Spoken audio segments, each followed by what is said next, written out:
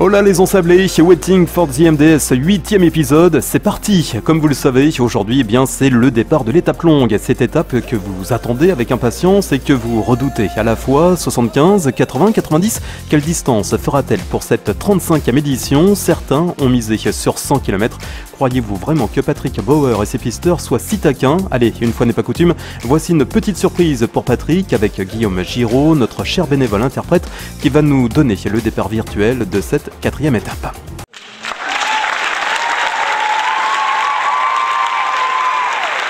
Thank you, Patrick, for your kind words, which I will now translate. So, here we are, dear competitors. This is the day of the long stage. A much feared one. Last year it was 76 kilometers, with quite a few climbs. This year it's a surprise. Remember to drink lots of water, to show solidarity and help other competitors who might be in a difficult situation. Good luck, and now let's get ready with your favorite music piece, Highway to Hell!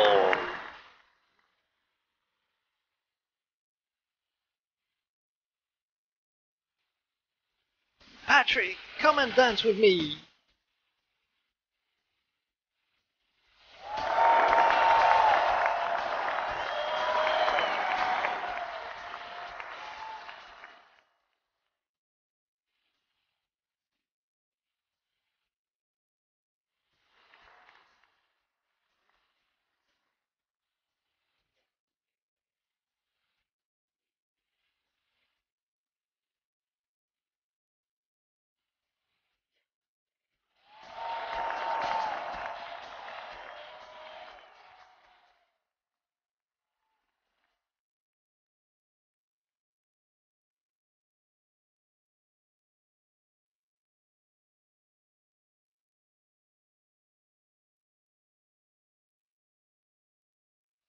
Okay, boys and girls.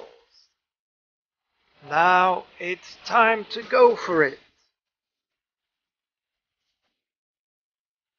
5, 4, 3, 2, 1, go! Have fun and stay safe! Il a la pêche, le gaillard. Patrick, tu vas nous en dire plus sur cette étape longue, à toi de nous faire rêver. Salut à toutes et à tous, et bien voilà, un petit tour de la place de la cathédrale de Troyes, magnifique et déserte bien entendu. Voilà, j'essaie de vous montrer quelques lieux de ma chère cité où je suis né il y a quelques années déjà. Voilà, c'est l'occasion de vous faire profiter de cette place magnifique et de la cathédrale de Troyes qui est sublime. On la voit pas très bien là dans le positionnement, mais bon voilà. En tout cas, c'est un petit tour. Je pense bien à vous aujourd'hui parce que c'est le départ de l'étape longue. La longue, comme on l'appelle chez les coureurs, la plus redoutée. Celle qui fait peur évidemment, puisqu'on n'a pas l'habitude de faire 75, 80, 85 km, sauf si on est adepte des 100 km de Millau par exemple, ou si on a déjà l'expérience d'ultra trail. En tout cas, c'est une étape, comme demandait Emmanuel, qu'est-ce qui nous a passé par la tête pour pouvoir avoir envie de créer une épreuve, une étape comme celle-ci dans l'épreuve. En tout cas, je crois que c'est dès le début, hein, c'est quelque chose qui s'est fait naturellement dès les premières éditions, parce que quand on a la chance de découvrir le désert la nuit, de voir la pureté des étoiles sans spot de lumière, sans pollution, c'est magique. Et avoir envie de faire partager ça, c'était quand même le minimum. Donc à travers une étape qui gère en 34 heures, vous le savez, temps maximum autorisé, de nuit. Donc évidemment, on suit les petits bâtons lumineux. Et puis là, on compte plus en kilomètres, on va compter en checkpoint. De checkpoint en checkpoint, on va pouvoir avancer la nuit, suivre les petits bâtons lumineux, s'arrêter évidemment au CP, retrouver les copains, faire du feu, dormir, gérer son temps de compétition qu'on a prévu pour faire cette épreuve, pour laquelle beaucoup essaient d'arriver avant la nuit, bien sûr, mais ça, c'est pas donné à tout le monde. Je rappelle que les meilleurs, que ce soit les Hansal, les Morabiti, les 10 premiers, c'est c'est 7h30, 8h, on va dire, de temps pour parcourir cette étape. Et les derniers, 32, 33, 34 heures maximum. Donc voilà, c'est une étape qui fait peur, mais elle n'a pas à faire peur plus que ça, puisque c'est dans la gestion. Comme vous le savez, les clés de la réussite du Marathon des Sables, c'est la gestion. Donc il faut gérer son étape, il ne faut plus compter en kilomètres, il faut s'alimenter, s'hydrater, dormir, prendre des forces, et puis ne pas tomber dans le rouge. Puis qu'est-ce qu'on en a à faire au classement d'avoir 2 heures de plus sur cette étape? L'essentiel, c'est de la vivre bien, de la partager avec ses amis, de trouver des moments hyper privilégiés sous les étoiles, à marcher avec ses copains ou des inconnus avec qui bien souvent on ne parle pas du tout la même langue. Et puis moi, vous retrouvez au milieu de nulle part, comme ça, au milieu d'un ergue, en pleine nuit, parce qu'on est là, bien entendu, à vos côtés, tous les commissaires de course qui sont avec des médecins, des docteurs dans leur véhicule, je vous le rappelle. Donc on est là, nous, non-stop, pour à la fois satisfaire les premiers pour le classement, mais aussi ceux qui sont en milieu de course ou ceux qui sont à la fin. Et vous savez très bien qu'il y a une tradition dans cette grande étape, c'est que tout le bivouac se relève, évidemment, va jusqu'à la banderole d'arrivée pour accueillir le dernier. C'est souvent un moment de grande émotion, et c'est une performance exceptionnelle, puisque quand on a passé 34 heures à marcher, évidemment ça ne retire rien à la performance de ceux qui le font en 8 heures, mais bon, il y a un super entraînement, il y a du foncier derrière. Voilà, c'est une expérience de vie, et le Marathon des Sables offre cette belle possibilité de vivre ces moments exceptionnels sous les étoiles, avec la magie du Sahara et du Maroc, bien entendu, qui est un pays extraordinaire. Donc je vous remercie tous de votre confiance, que ce soit les participants, bien entendu, mon staff dont la majorité revient en septembre, tous mes sponsors, les sponsors qui nous font confiance et qui repoussent évidemment leurs accords contractuels avec nous pour la rentrée de septembre, entre le 18 et le 28. Donc on a laissé une centaine de places ouvertes, puisque vous êtes un peu plus de 100 aujourd'hui à reporter votre inscription initialement en prévu là en avril et en 2021, parce que vous ne pouvez pas venir en septembre. Voilà, donc j'ai hâte de vous retrouver en septembre sous les étoiles et de donner le vrai départ de cette grande étape qui va vous réserver une petite surprise, mais je ne peux pas vous en dire davantage. Je vous embrasse très fort, à bientôt. Vous savez tout désormais sur l'étape longue, j'espère que vous y repenserez d'ailleurs le 23 septembre quand vous serez au 60e kilomètre dans la nuit noire, votre frontale vissée sur le crâne. Ah tiens justement, la frontale, eh bien c'est un élément que Toti Rossello a peut-être un petit peu négligé et qui lui a joué des tours sur l'étape longue, c'était en 2019, témoignage. Buenos días, yo soy Toti Rossello, periodista y responsable de la agencia X Communication. Estamos especializados en lo que es comunicación de deporte, fundamentalmente, y turismo deportivo, outdoor, nieve, tanto verano como invierno. Y me han pedido desde Maratón de Sables que haga un vídeo al respecto de mi experiencia con la maratón. Bueno, mi experiencia con la maratón se remonta al 2011, donde fui el primer año con un press trip, con un viaje de prensa, llevando pues, diferentes periodistas a nivel español, y a partir de ahí ya se desarrolló, pues prácticamente he ido cada año, hasta que participé en la Maratón de Sables en el 2019, la última edición, la 34 edición, donde pues para mí ya fue una experiencia total. Actualmente vivo en el Pirineo, y en los Pirineos, en la Val d'Aran, y desde aquí pues es donde preparé la Maratón de Sables el año pasado, fundamentalmente haciendo esquí de montaña y mucho esquí de fondo, que me encanta. Bueno, no tenía muy claro cómo me iba a ir la Maratón de Sables, porque yo no me dedico a lo que es la ultradistancia, y por tanto, bueno, pues lo hice porque tenía la experiencia de haber vivido la Maratón de Sables en la piel de muchos de los corredores, y me pareció que era algo pues muy interesante. Sí que he hecho mucho trekking, he hecho mucha bici, he hecho mucha preparación física para mis deportes, pero el ultrafondo no había sido nunca nada de lo que me hubiera hecho, ni tan solo maratones, vamos. Pero sí que me preparé de conciencia en el otoño, me preparé de conciencia en invierno con deportes de invierno, y bueno, llegué a la Maratón de Sables preparado, sí, correctamente, como para superarla, ¿no? Para ser un finisher, que al final era mi objetivo. En definitiva, lo conseguí. Y respecto a la etapa larga, mi recuerdo de etapa larga es que Realmente estuve las 3 primeras etapas, que son de entre 30 y 40 kilómetros, reservándome para la etapa larga porque no se sabía lo que me iba a encontrar. Y lo que me encontré en la etapa larga fue, pues bueno, a partir del kilómetro 30 ya funcionaba de manera automática. Y no recuerdo mucho lo que es durante el día, no tuve grandes problemas. Y durante la noche, al llegar la noche, me di cuenta de que no tenía pilas de recambio para el frontal, que son obligatorios, no se lo digáis a nadie, pero me las olvidé. Con lo cual sabía que si se me acababan las pilas del frontal, que era el mismo frontal que utilizaba evidentemente para el día a día, pues iba a tenerlo claro. Con lo cual iba con la mínima expresión de la luz de mi frontal, con lo cual veía poco, pero fui uniéndome a diferentes grupos que más o menos iban a mi ritmo y finalmente conseguí llegar de una tirada, es decir, sin quedarme a dormir en ningún sitio, que os aconsejo que si podéis no os quedéis a dormir en ningún sitio, que vayáis tirando hasta acabar esos 80 kilómetros de la etapa larga. Y los últimos 20-25 los hice con un grupo de británicos muy cañeros que pues me ayudaron pues con el hecho de tener la mínima luz y bueno, lo superé. Al día siguiente, de hecho, en mi jaima, yo estaba en una jaima a nivel de españoles que fue muy cañera, estaba con nosotros Ragnar de Bats, que ganó el año pasado, Alex Fraguela, que hizo 9º, Albert Ginet, que hizo el 19, y bueno, no me habían guardado sitio, porque no confiaban que yo llegara, ¿no? Porque quedó peor de mi tienda, de mi jaima, quedó el 120 y yo quedé el 494, con lo cual yo era el super finisher de mi jaima, pero lo vivimos muy bien, nos lo pasamos muy bien, y realmente la Maratón de Sables es un antes y un después en la carrera deportiva de cualquiera, porque no solo por la parte deportiva de autosuficiencia, que para mí es pues una experiencia muy muy buena, sino por en definitiva por la vida que haces en la jaima y con tus compañeros del resto de jaimas, con los que compartes muchísimo y con los que te ayudas muchísimo.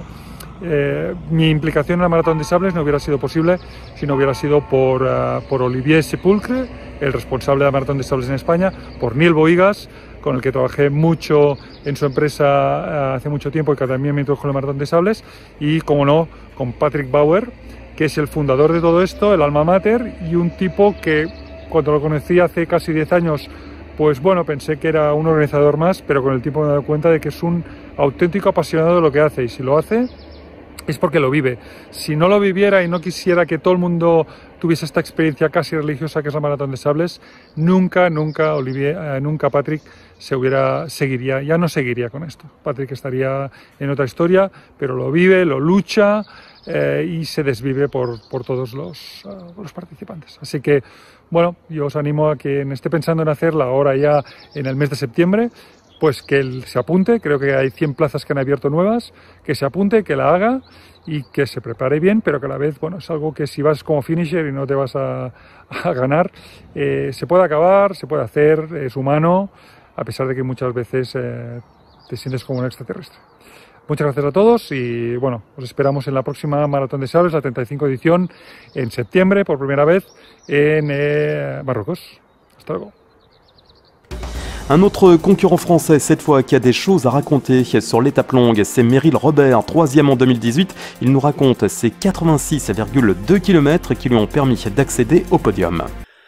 Alors c'est vrai que cette étape longue du Marathon des Sables 2018, ça a été un grand moment pour moi, parce qu'elle me permet de monter sur le podium et puis de conserver ma place en plus sur l'étape marathon 2 jours plus tard. Donc ouais, très grand moment. Alors que je vous raconte un peu cette étape, je suis parti avec un bon classement au général, hein, je crois que je vais être 4e ou 5e.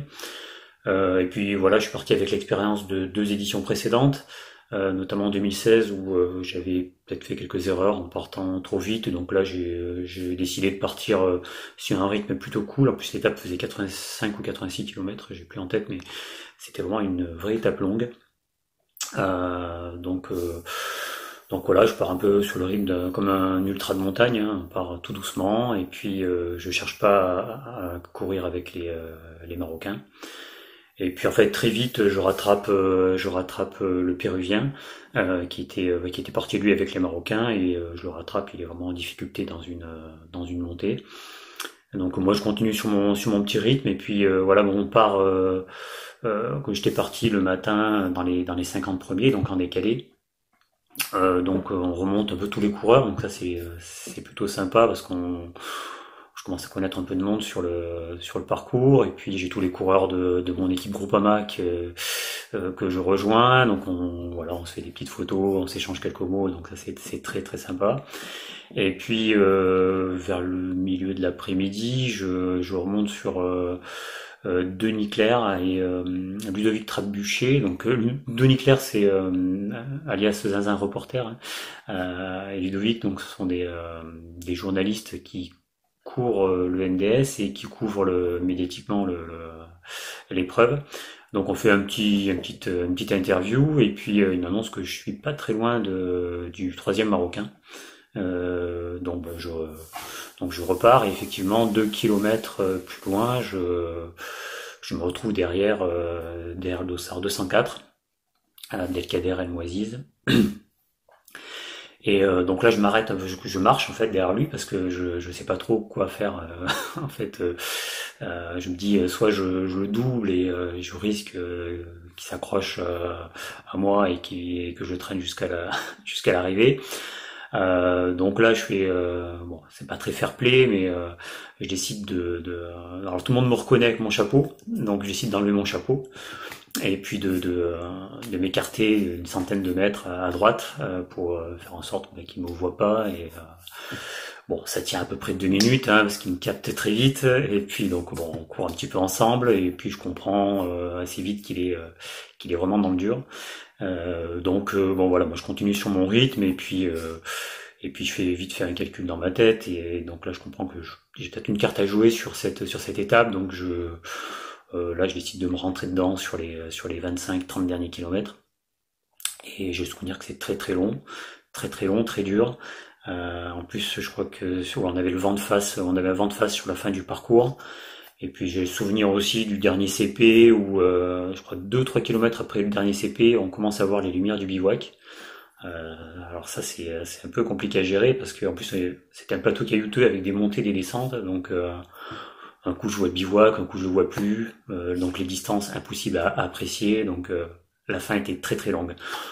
Voilà, puis après c'est l'arrivée, la délivrance. Voilà, beaucoup d'émotions à l'arrivée. Je fais une petite interview, je sais pas trop ce que je raconte, mais bon voilà, il y a beaucoup d'émotions, et ça restera quand même un très très grand moment. Un sacré moment, tu veux dire, Meryl. Encore bravo, c'est spectaculaire, et pour rappel, c'était la première fois en 16 ans qu'un Français est monté sur le podium. Nathalie Beaulieu, une Québécoise, n'avait pas pour ambition de monter sur le podium, mais juste de terminer l'épreuve, et pour cause, elle s'est confiée sur ses antécédents médicaux en 2019, le jour de l'étape longue.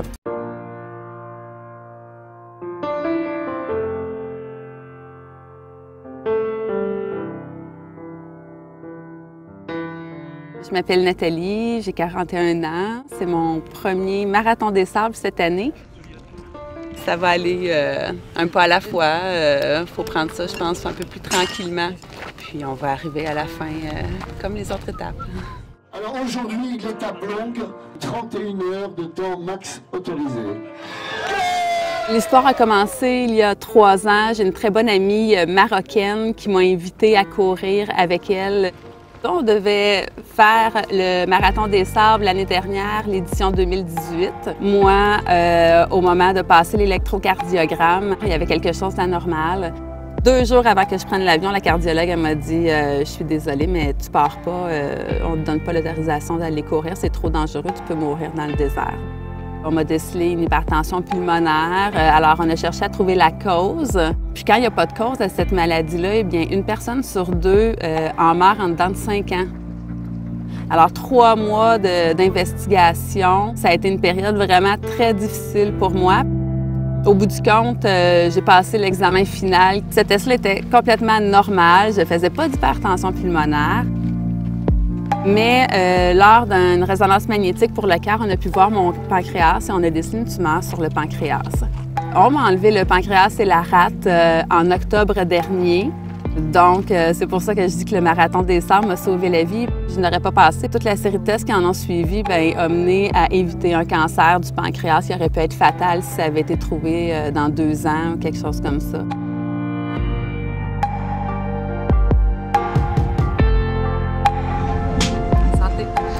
très heureuse d'arriver à la dernière journée. Puis en même temps, on dirait que c'est comme la fin. On se prépare tellement longtemps pour vivre cette aventure-là que on n'est pas certaine de vouloir que ça se termine non plus. Juste de faire la course, d'apprécier puis de savourer aussi, savourer surtout la chance que j'ai eue de cette découverte-là qui m'a sauvé la vie. Je trouve ça le fun de rencontrer un paquet de gens, d'un paquet de pays. Il y a des moments même pendant la course que juste, je me surprends à verser une larme juste de la chance d'être ici. C'est vraiment beau. Le parcours est super beau. Puis il fait beau et chaud.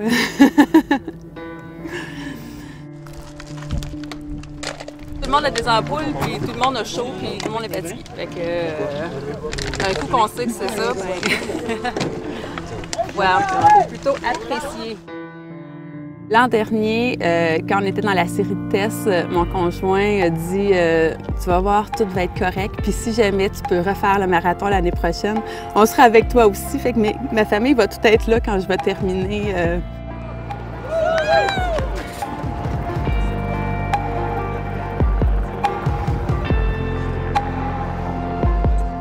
Au fond, c'était ça mon objectif ultime, de le finir avec le sourire puis encore avec l'énergie. Fait que je pense que j'ai réussi.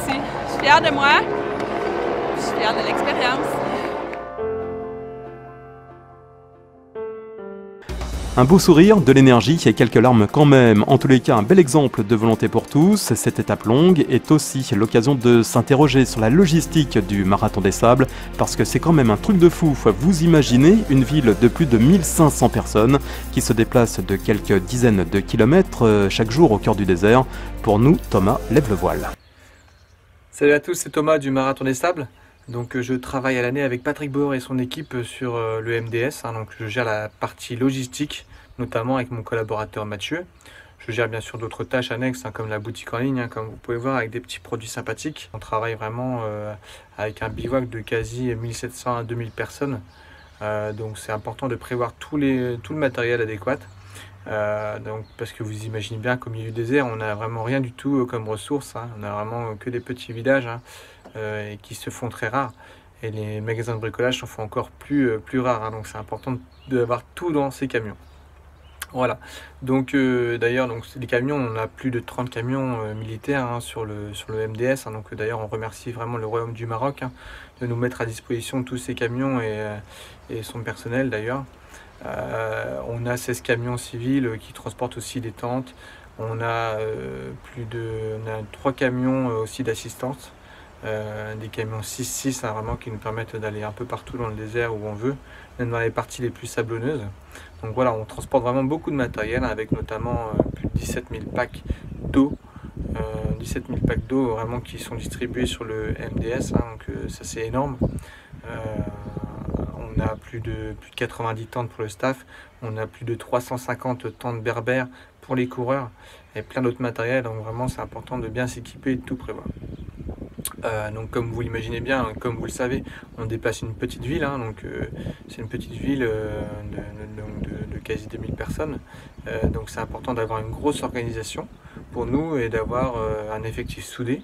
On est plus de 120 bénévoles sur le MDS avec environ 600 prestataires, enfin 600 personnes en prestation. Voilà, avec moi j'ai une équipe de 35 personnes. J'ai 30 bénévoles et 5 prestataires. Après ils sont répartis sur différentes teams. Donc j'ai une team électricité, j'ai une team mobilier, une team pour l'eau, une team mécanique, une team carburant, j'ai une personne qui gère la sonorisation, j'ai 2 personnes qui gèrent l'arche d'arrivée et de départ, et j'ai 5 prestataires qui nous font le transport et un guide expérimenté.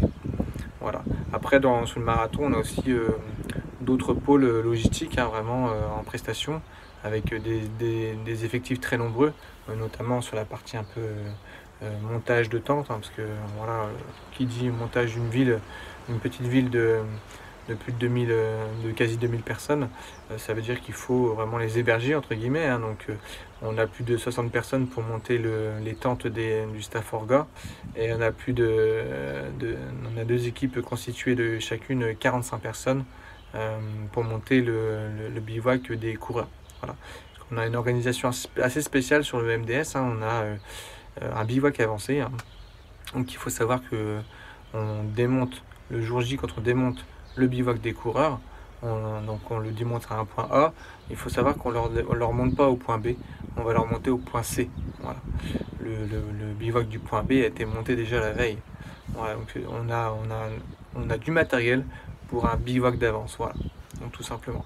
Donc ça c'est un gros point fort, hein, parce que en fait les coureurs vont tellement vite sur les MDS, hein, donc qu'on est obligé de vraiment de s'organiser et de prévoir vraiment tout ce qu'il faut pour les mettre dans les meilleures conditions. Voilà.